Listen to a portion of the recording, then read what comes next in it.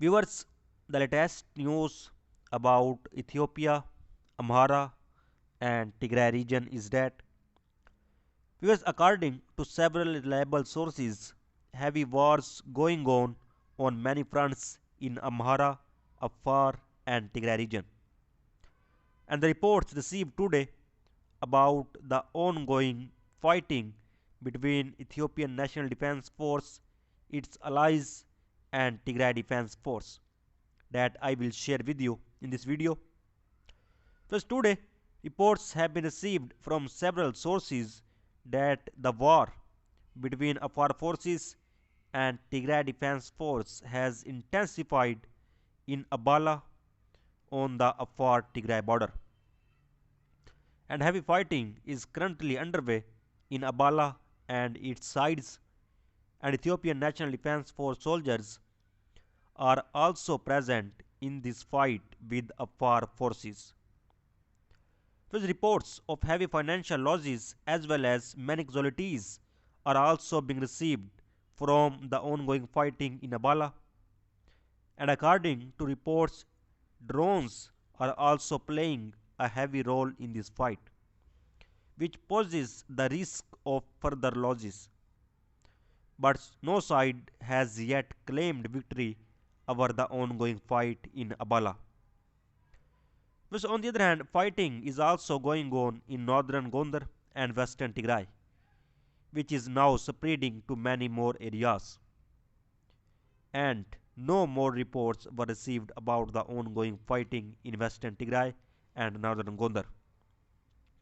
First, today, Tigray region's president Dr. Debretsion Gebremichael has also appeared in an interview on CNN. Of course, you have also seen this interview. When the journalist asked Debretsion why you had left the region of Amhara and Afar, so response was that due to the US and international pressure, Tigray Defense Force has been pulled back from the Amhara and Afar region so that this dispute can be resolved through negotiation. But on the other hand, the Ethiopian Air Force is constantly striking the areas of the Tigray region with drones, and a report from the Ethiopian government has also been submitted that they will not negotiate with Tigray People Liberation Front. And air strikes on the cities of the Tigray region by the Ethiopian Air Force are estimated that the Ethiopian government does not want a ceasefire. And a statement from the Tigray People's Liberation Front spokesman Geta has also said that Abiy Ahmed's drones continue to target civilians in Tigray, and dozens killed in Dairo, Hafash, Axum, and in the Baguna, Shaire. And these places are very far away from battlefields, and every loss Abiy's forces sustain in battlefield entails wanton targeting of civilians. Because and in an interview, Lieutenant General Tadise Varida, Commander-in-Chief of Tigray Defense Forces, say all the modern weapons Tigray Defense Force has in battlefield captured from Ethiopian National Defense Force and its allies. And the only weapon that they are not occupied with from the enemy is drone, uncontrolled aerial vehicle. And a short clip of a video is also received. First you watch the short clip of the video, then we talk further. بزح تكون وثينا لنا نحنا كو مدفع حيزنا عياتنا تانك حيزنا عياتنا زي إسران سلستان كل خبيت براتات مورتر ونينا ورنان دشكا ونينا ورنان انت نفتو قد تلعتو هذه خطواتنا تعدك تدخل لنا درونينا ليفل نمبر كله ما مدر مسارح تاتو علنا وين كل يوم كوين عارفنا حنت تيتون عدقنا يتعاطانا زغل لك نواقع حنت براتون يعدقنا حنت دشكاونا دقا حاجة زونا عيرهونا بجنزنا يعدقنا بقى ناتي بمولو ስለዚህ ትኺሳሮ ገዚፍ እዩ ኣዕቂቕና እዩ ናብኡ ዝትኮስ ዝነበረ ጥይት ይኹን መዳፍዕ ናይ ባዕሉ እዩ እዚ ብሓደ ገፅ እዩ ብካሊእ ገፅ ብናትና ኣሎ Viewers, on the other hand, Oromo Liberation Army claimed that Oromo Liberation Army fighters continuing heavy fighting with Ethiopian troops on many fronts.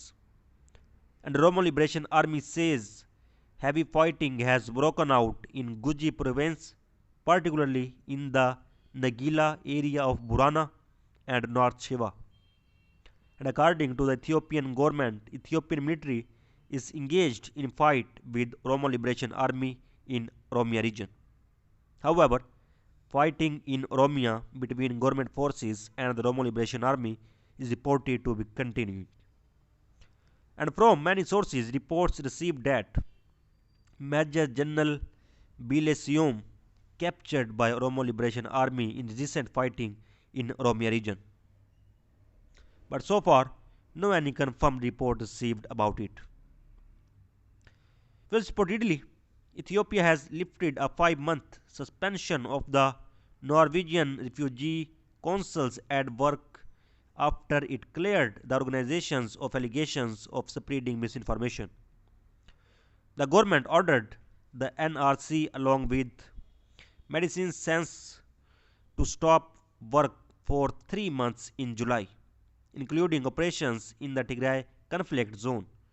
Both organizations were ordered to stop their humanitarian work in July, but while MSF's suspension was lifted in October and the NRC's was extended, it is heartbreaking that we were unable to reach our target of serving more than 500,000 in need across Ethiopia in 2021. And now that we have to restart, it will take time to again reach as many people as we did before the suspension. And we have lost many of our staff.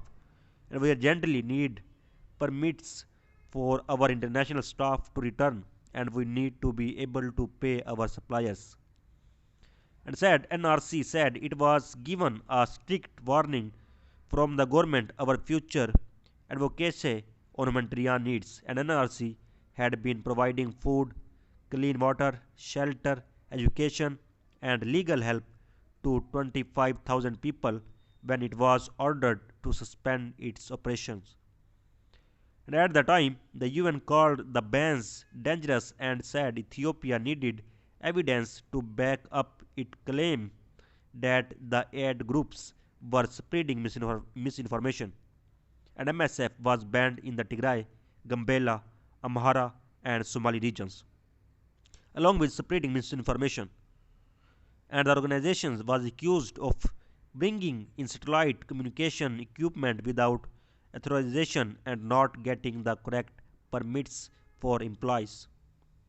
Because in September, the organization said the suspension had forced it to discharge patients from clinics at short notice and meant it could not help people affected by the Tigray conflict and refugees from South Sudan and people suffering from neglected tropical diseases.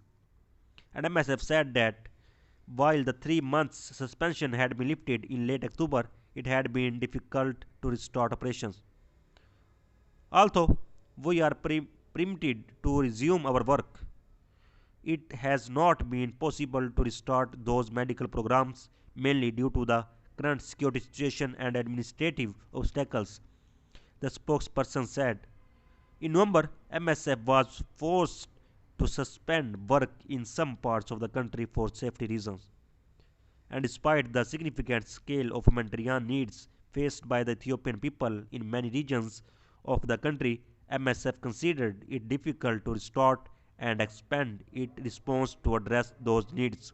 So viewers, so far the latest update. For more latest update, please subscribe channel. Thanks for watching.